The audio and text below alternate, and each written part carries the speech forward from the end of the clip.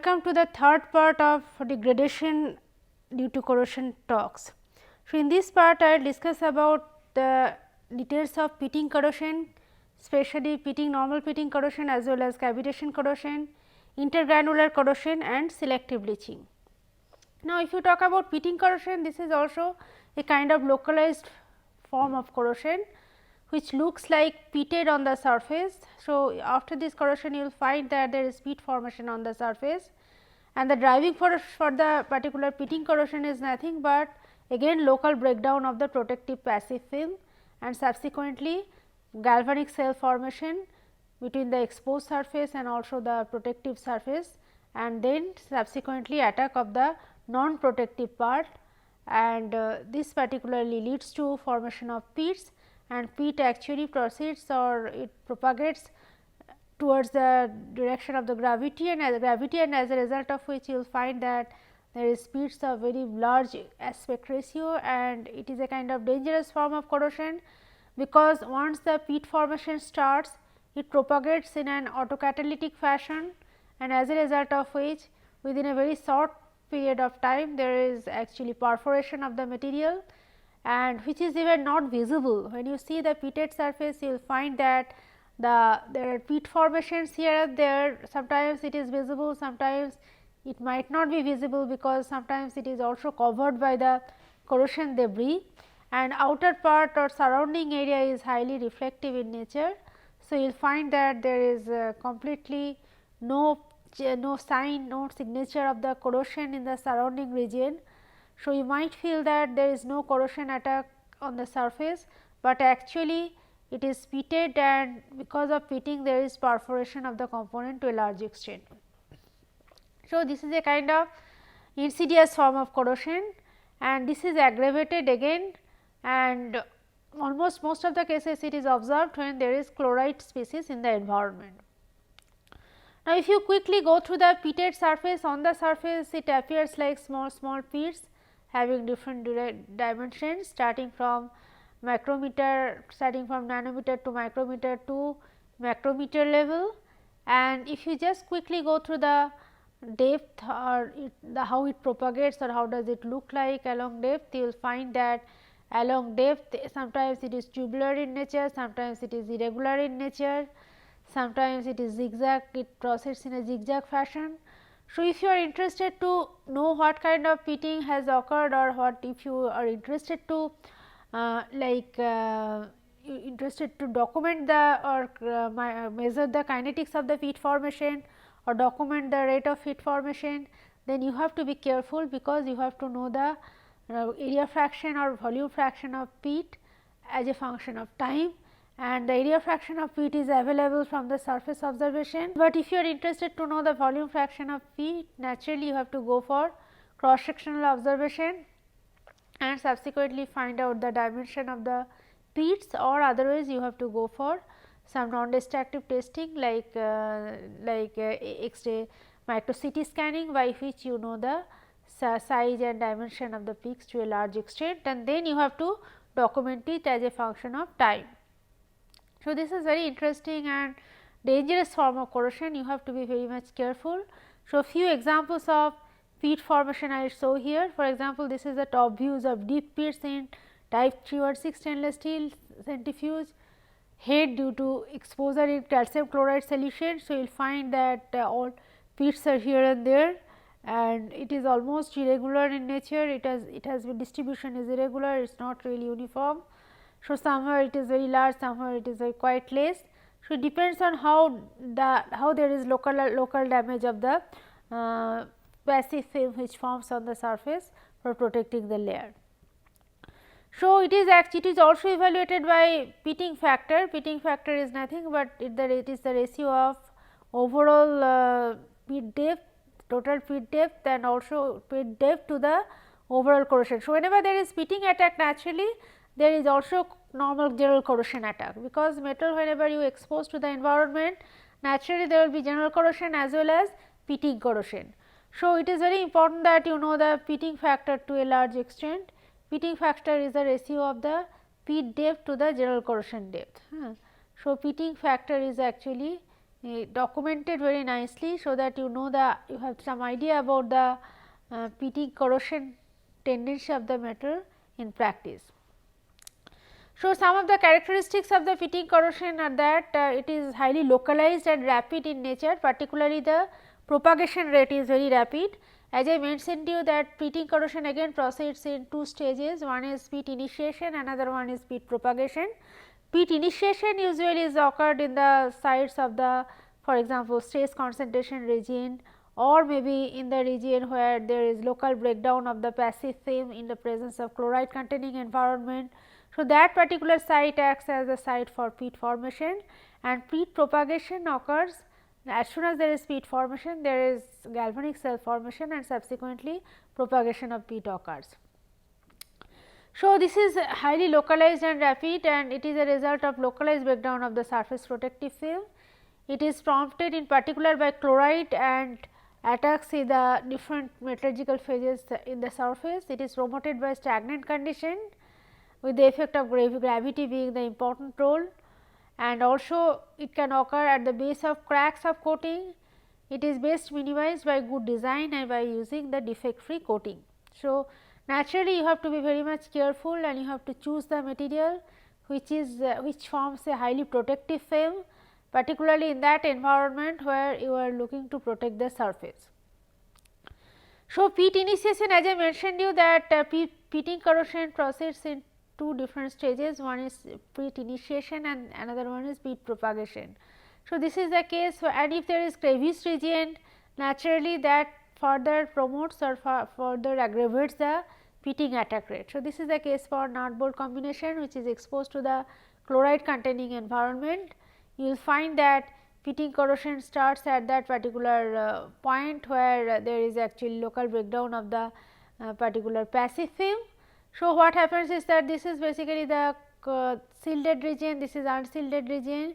You will see that in the unshielded region there is lot of protective film formation, but in the shielded region there is local breakdown of the passive film, and as there is local breakdown of the passive film, naturally you will find that there is more attack of the exposed surface, and there is corrosion of that particular surfaces, and there is metal ion generation, but there is depletion of the oxygen because of the differential aeration cell formation. You will find that, and that as there is chloride in the environment, you will find that the chloride actually goes on replacing the oxygen, and then it basically it continues the typical corrosion process because of the presence of the chloride ion.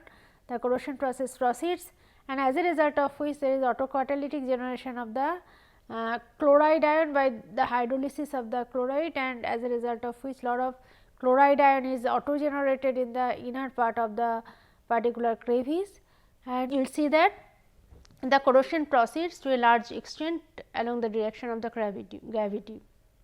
So, this particular pitting corrosion rate, as I mentioned you that if you are interested to evaluate the pitting corrosion, you have to know the area fraction of the porosity to a large extent with the help of typical microstructural analysis. Otherwise, you can also measure the pitting corrosion rate by electrochemical means. So, in case of the component which has undergone pitting corrosion, you will find that there is a sharp change in the passive to transpassive zone, and that particular junction point, or maybe you can say that intersection between the passive and transpassive region potential gives you the information about E pit potential. So, higher is the E pit potential, higher will be the tendency of the metal or higher will be the resistance of the metal to pit formation. So, this pit initiation potential can be easily measured by electrochemical techniques, and if you are interested to know the that pit propagation potential, then you have to do the cyclic polarization study. So, where you do initial that forward polarization as well as reverse polarization, and usually reverse polarization potential if stops at a potential below that of the E corrosion potential, you will say that it is the pit is very much prone to propagate, but if it is above the E corrosion potential, you can say that it is really, if it is below the E corrosion potential, you can say that it is very much prone to propagate, but otherwise if it is higher than that of E corrosion potential, you can say that even though there is peat formation, peat is not propagatable because it is highly protective in nature. The film which forms on the surface is protective, so it will not allow the peat to grow. So, like that you can always evaluate the pitting corrosion resistance of any material. Otherwise, you can also measure the mass loss as a function of time, mass loss per unit area as a function of time in that particular specific environment. But as I mentioned you that due to pitting corrosion, there is very less amount of material loss, because the pit dimension is usually micrometer and it proceeds along vertical direction. So, possibly the pit depth might be 1 millimeter, 2 millimeter, 5 millimeter. So, overall change in the weight because of the pitting corrosion is insignificant as compared to that of general corrosion. So, if you are interested to measure the pitting corrosion resistance property of any material, you have to either evaluate it or find out the kinetics of the peat formation from the area fraction of peat or volume fraction of peat, or otherwise by electrochemical means by the measurement of the E-peat for the peat formation as well as E-peat for the peat propagation. Now, next type of corrosion which is very important is that erosion corrosion. So, pitting corrosion and crevice corrosion, they are more or less similar in nature. Here the initiation mechanism is by microgalvanic attack, but if you talk about erosion corrosion, it is a little different in nature. Here also there is chance of the that particular breakage of that surface protective film, but because of the action of erosion.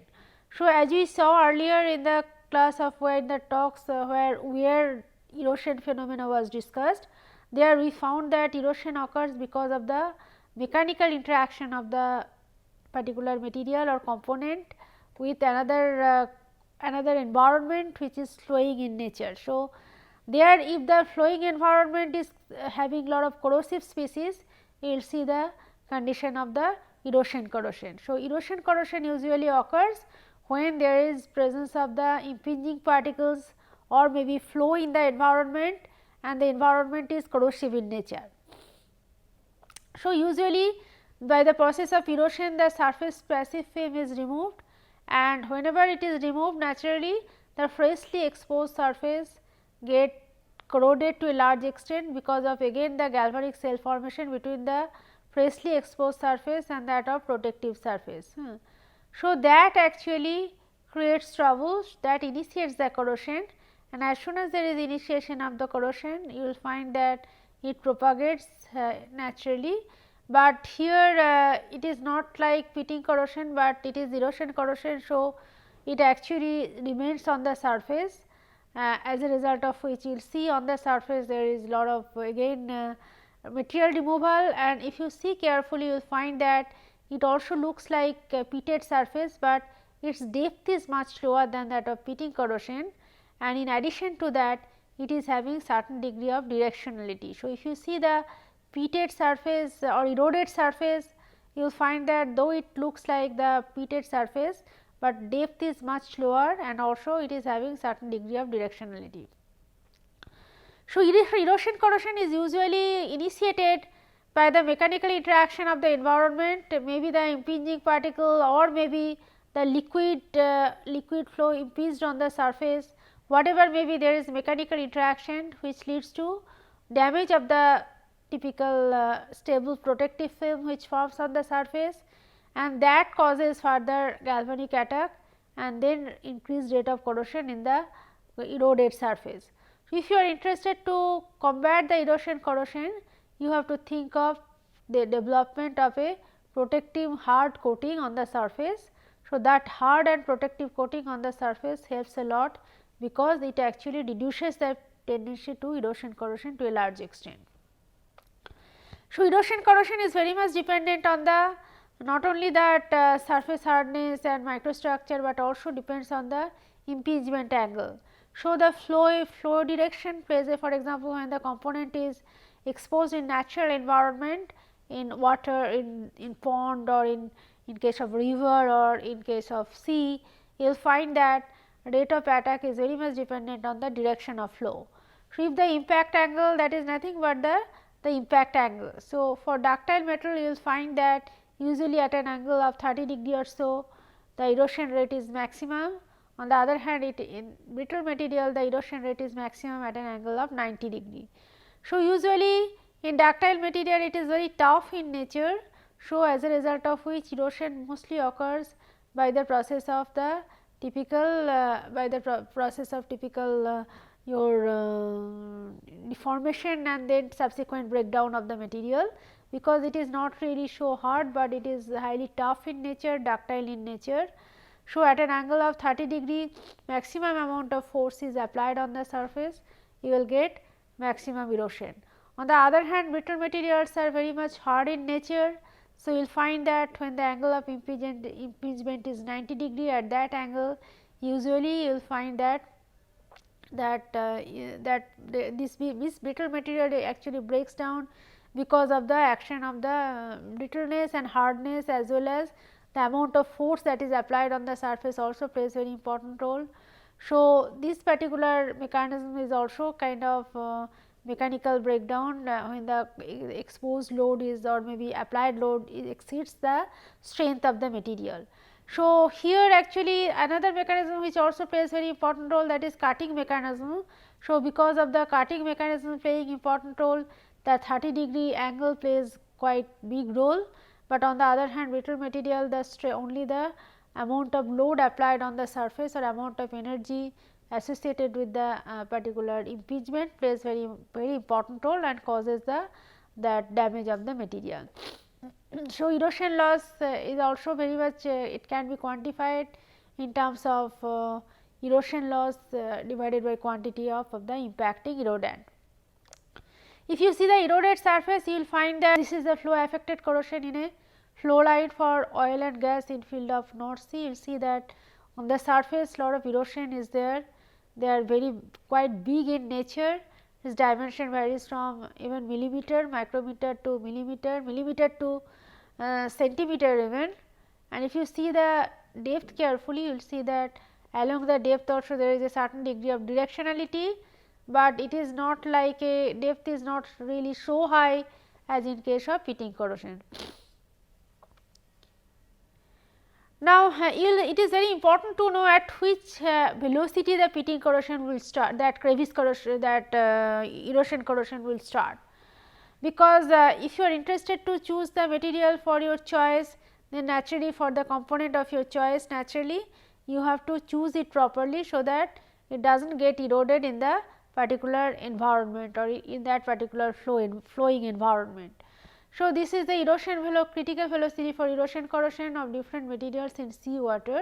You will find that stainless steel actually can endure very large amount of flow as compared to that of copper, nickel and aluminum brass and copper. So, you are finding that as you go on increasing the hardness, naturally the erosion attack tendency decreases, or maybe the flow velocity required for the erosion corrosion actually increases.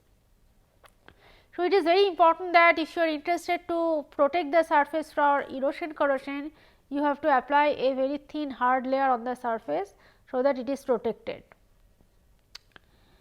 So, erosion corrosion of the tube supported by ash-laden flue gas. So, you see erosion corrosion can be so high that it causes the damage at the corner point. Similarly, if you are interested to reduce it, you can hard face it.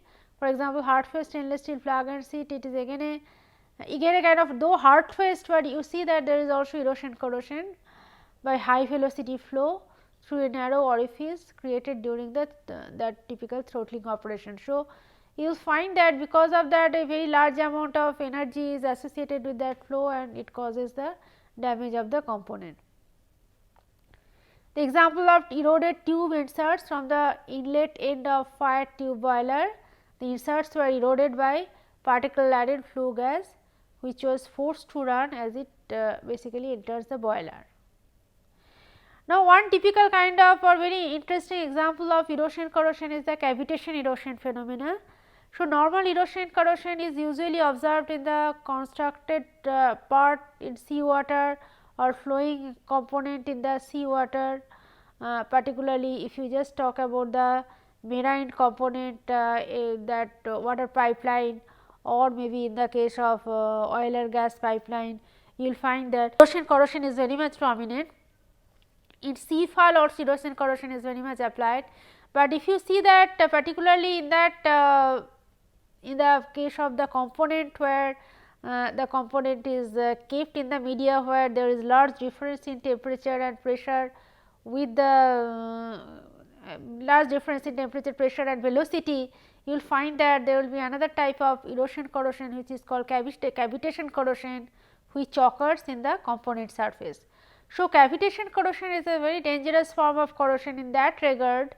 There the rate of or energy associated with the impingement is so high that it causes cavity formation on the surface. Usually it is observed in the sea-fall or marine propeller where there is large difference in the pressure with the position of the component. If you take the case for the marine propeller, you will find that as it moves, is in some of the point the pressure is very high inner part of the propeller, but outer part of the propeller you will find that pressure is highly released. So, because of the large difference in pressure and also whenever it is flowing at a very large velocity, there is also raise in temperature and also somewhere there is release of temperature too. So, because of large difference in temperature and pressure, you will find that the amount of gas which are usually dissolved in the water media, usually they basically changes somewhere to bubble and somewhere they are in dissolved condition. So, wherever the temperature is quite high, they are dissolved, wherever it is reduced they form the bubbles. On the other hand, where pressure is very high, they are dissolved, where pressure release is there, there is a bubble formation. So, lot of bubbles are present in the water media. So, when those bubbles actually face the material surface, they get collapsed, and as soon as they get collapsed, naturally you will find that in the collapsed region there is reduction in pressure. So, that reduced pressure again cause a kind of there again some whenever there is reduction in pressure, that particular pressureless region is getting there actually there will be lot of water jet which basically try to occupy that region and then try to maintain equilibrium, and as a result of which you will find that lot of water jet basically get impinged on the surface of the component where there is release in pressure because of bursting of the particular bubbles, and they basically cause the material to get removed at a much faster rate. So, if you see the cavitation eroded surface, you will find that the material is eroded at a much faster rate, leading to small cavity formation, and this can be quite dangerous and it can cause lot of material loss. If it is coated component, the coating may be lost at a much faster rate as compared to that of normal erosion corrosion. So, if you are using some component which is moving in that particular flowing media, you will find that cavitation erosion is a common form of erosion problem. Cavitation erosion corrosion is the common form of the corrosion of that component, because as soon as there is erosion at a much faster rate, naturally the freshly exposed surface get corroded and then again eroded. So, there is local breakdown and then film formation. This particular there is competition between breakdown and film formation, and because of the competition between the breakdown and film formation, you will find that as you go on increasing the rate of flow, as you go on changing the rate of bubble formation, that cavitation erosion problem also changes. So, usually it is a function of temperature as well as the bubble dimension. So, mass of the mass or velocity of the particular liquid jet which is flowing on the flows on the surface. So, this is a kind of combined action of temperature as well as pressure as well as the mass of the liquid, which actually gives you information about the kinetics of the cavitation erosion. So, cavitation, this is the particular pie chart which shows that corrosion as well as erosion as well as cavitation erosion zone. You will find that cavitation erosion zone is actually inside the turbulent part of that particular eroded erosion zone, and naturally when the component is having, when the media is having corrosive ingredient or corrosive species, there the tendency for the cavitation erosion is maximum. So, usually the cavitation erosion problem can be combated by increasing the hardness of the component by increasing the toughness of the component, as well as reducing the wettability, the reducing contact temperature, and also passive film state. So, if you are interested to increase the protectiveness against cavitation corrosion or minimize the tendency for cavitation corrosion, you have to think of applying a very hard corrosion resistance coating. The coating roughness should be as minimum as possible. It should be less wettable, so that if you apply hydrophobic material, that is always good actually, because if it is hydrophobic, naturally wettability will be reduced, as a result of which less water will be staying on the surface, and which will reduce the tendency for the particular cavitation erosion. You can also increase the cavitation erosion or cavitation corrosion protectiveness, or maybe minimize the tendency for cavitation corrosion by increasing the passive film strength. We apply some alloying element, so that the passive film which forms is highly stable in the environment. Toughness should be of great importance, because if it is not a tough coating, naturally the coating will be damaged very quickly with the help of the mechanical action. So, if you see the corrosion rate as a function of velocity for different types of film, you will find that the passive film at very low velocity, the passive film is stable, but as you go on increasing the velocity, there will be depassivation. So, in between there will be depassivation and passivation phenomena, and at a particular critical velocity you will find that it is no more stable, because the film breakdown dominates over the film formation.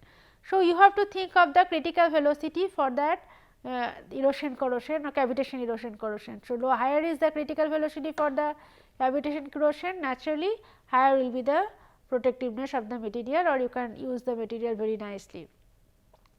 Few examples of cavitation corrosion includes the failure of marine vessel paint, development of cavitations of a propeller, there is severely eroded tungsten carbide choke valve outer cage trim. So, you see how badly it has been affected.